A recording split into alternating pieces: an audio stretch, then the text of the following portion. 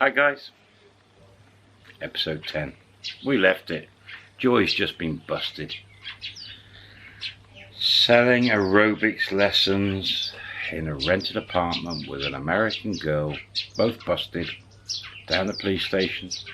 Joy's told the police about the other place on the mine that girls are selling aerobics. They've now been busted. It's come to that time. The police or whoever they are tell her, you haven't given us enough. We know you've been working for 6 or 8 months. What have you done with the money? We can prove you've been working. Are you going to make this easy for yourself or not? And she's like, I'm busted, but I don't want to give the money up. And she's just like, I spent it. I went gambling.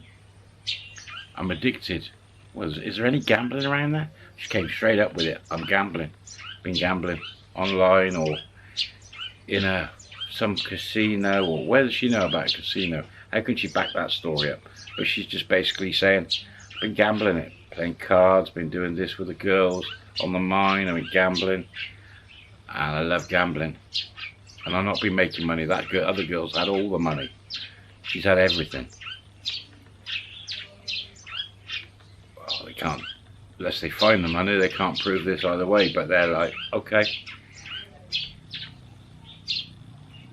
This is about 2 in the morning, maybe 3 in the morning. AJ's probably got another 3 hours left on the shift. As always, Mem rings me when I'm recording. She's up at the zoo today with Tung Tong, my stepson, and his girlfriend. Yeah, he's got 2 or 3 hours left to the shift. The police have told her they are now going to go and search her house, and they're going to contact her husband. She breaks down in tears, asking, begging not to, but they're going to. It's obvious they're going to.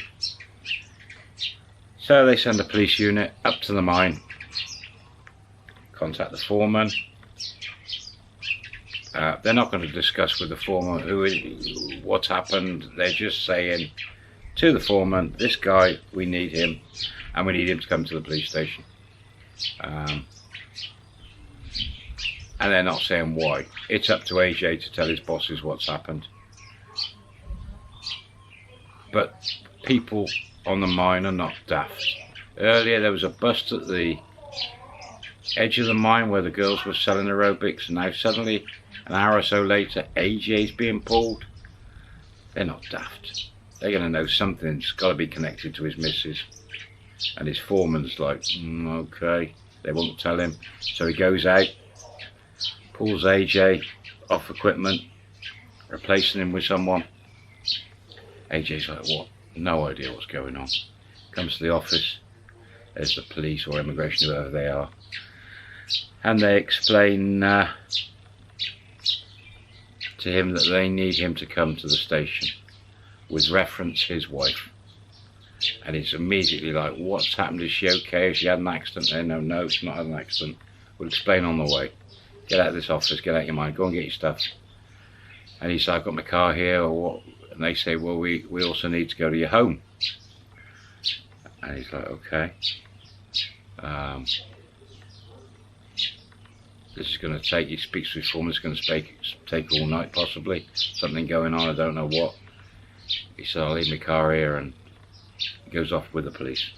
And on the way, they break the news to him that his beloved wife, in association with other girls, has been renting an apartment, selling aerobics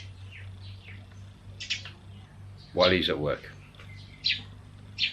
AJ is devastated. He just can't believe this. He won't believe it. He's just, this can't be right. My wife's absolutely lovely. She wouldn't do this sort of things. Somebody's forcing her to do something. What's happened? Get to the station. First they interview him about his hours, her hours, when he sees her, when he doesn't see her. And they then say, we're going to go to your house, we want to search, we're going to get a warrant to search your house. And he's like, you don't need a warrant, I'll let you in. And they said, okay, if that's the case, we'll take you to the house. And he's like, please, I want to see my wife, I want to talk to her. And they said, no, not at this moment, she's under arrest.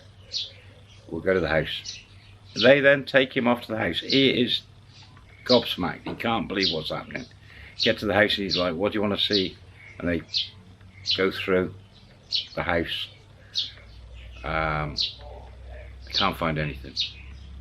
They ask him about money and he says, well, she brings in money and puts it on the table every day. He's been getting tips from this job, from the massage place. And she works there a few hours every day. And he still can't believe it. He's just, I can't understand what you mean by, you know, she's an apartment and selling aerobics. He's just gobsmacked, totally distraught. The police unit also send a team off to the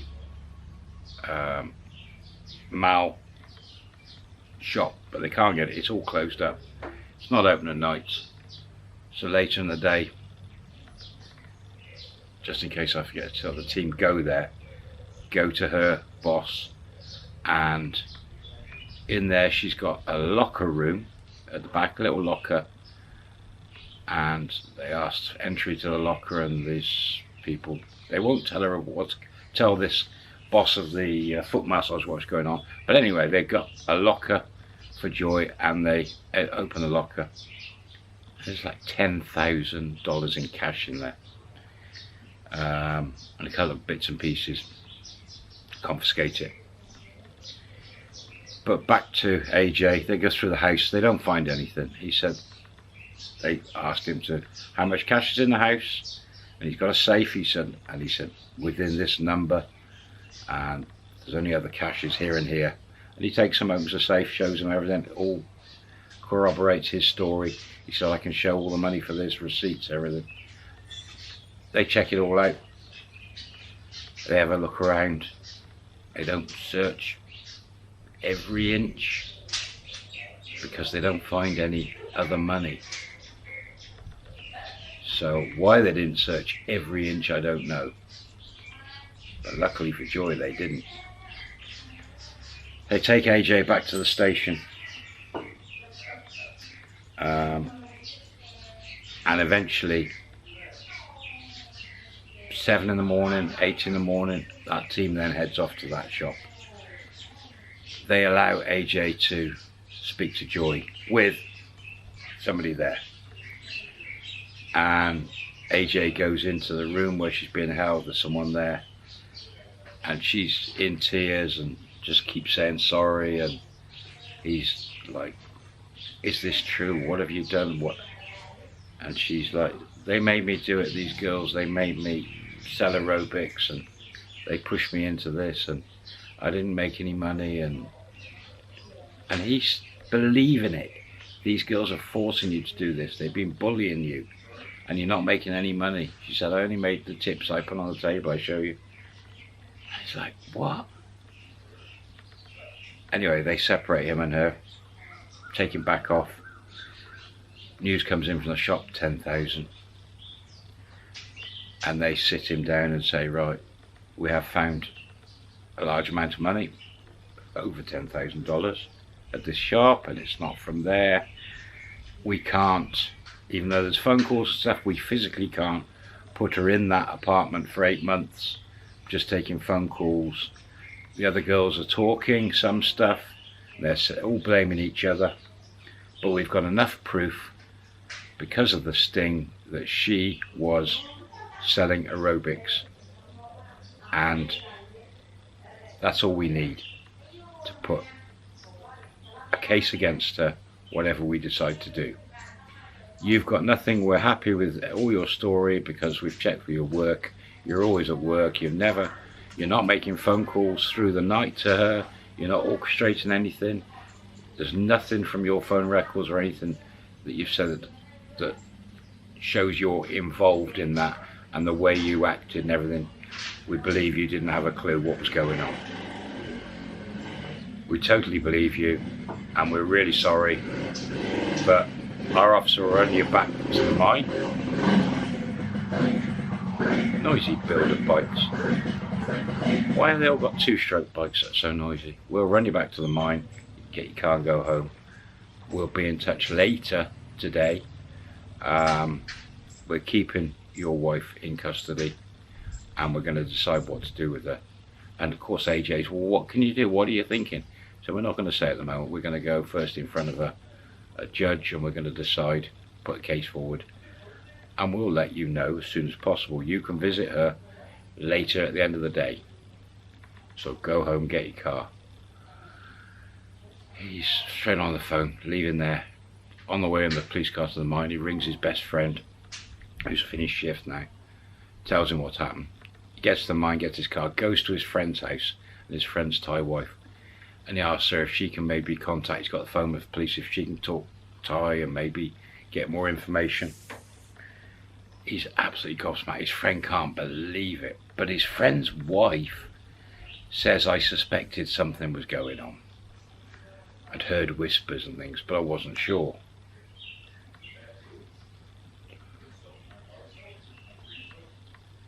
What can they do? She's been caught, but she's got a temporary green card, so she's allowed to work.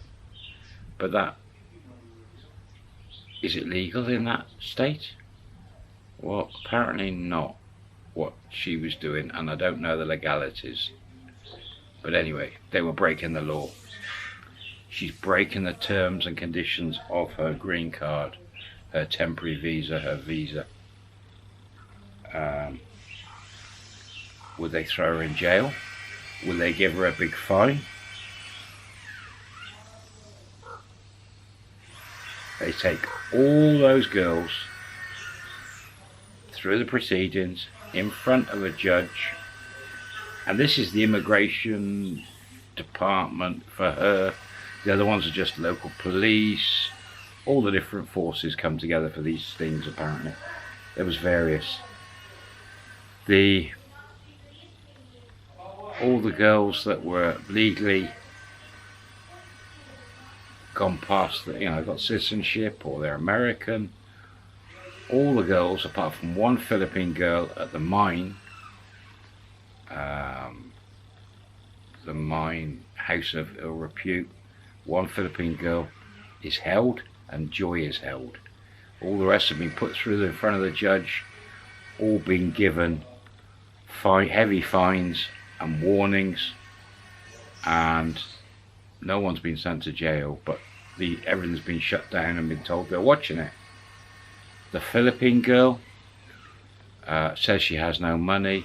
They didn't find any money at her place, and I don't know her backstory, but she was arrested and kept arrested, and the judge was going to deport her to the Philippines. So she was obviously on a visa as well. Joy, the judge has said, end of visa, end of green card, that's it. We're keeping the money we found, that we've confiscated, and you will be put on a plane back to Thailand and banned from coming back to the United States of America. We're deporting you, and it will be done within 24 hours, 36 hours. Taken back into custody as this Philippine girl. AJ's back at the station, waiting all these court and what's going on. He wasn't allowed to go to the proceedings. I don't know why. He's got his best friend there, and his best friend's Thai wife. The police explain to him what's happened and the outcome, and that there is no appeal process for this. She's broken the laws. They've confiscated that money. They're deporting her, and there is nothing he can do about it. They said she's been arrested and she's going to be moved to a detention centre, prior to being flown out the country, and it'll give him time with her, but someone present, but not his friend and the friend's wife. Can't see her. AJ cannot believe his wife is about to be deported out of Thailand. Hello baby, we're on your back again. He gets to see her. She already knows the results, and she's finished all the crying, and she's said to AJ, it was me as well wanting this. I wanted to make loads of money for us. It was easy money, and it was what I used to do. I wanted to make us money to give us a better life. And AJ, it's like,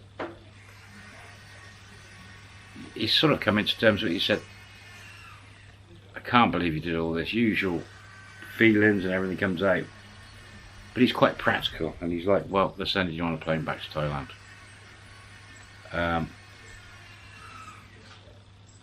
I'll have a think. I need to think about what's happened, what you've done to me. Oh, marriage, everything. And when you get back to Thailand, let me know where you're going and what you're going to do. And she said, I need money. He said, I'm not giving you no money. You've brought all this on yourself. Right now, I don't know even if I want to speak to you again after this. And he's like, you've got my numbers. Ring me when you get to Thailand and we'll discuss this further. And he says goodbye, and he turns around and walks out before his time's up. Out to the area outside, and his friend, and AJ says to his friend, I can't believe what she's done to me. I need to think about all this. They're deporting her. She's going on next 24 hours on a flight. I told her to ring me when she's in Thailand. I'll have a think about all this. And his friends, I'm so sorry. Because of me, you've got yourself in all this position. And his wife, Thai wife, says she can't believe what she's done. And sorry for AJ. And that's it. They walk out of the police station. He leaves his wife in there. And it's over. Just like that. Or is it over? Don't know. What do you think? Is love strong enough to bring them back together after this?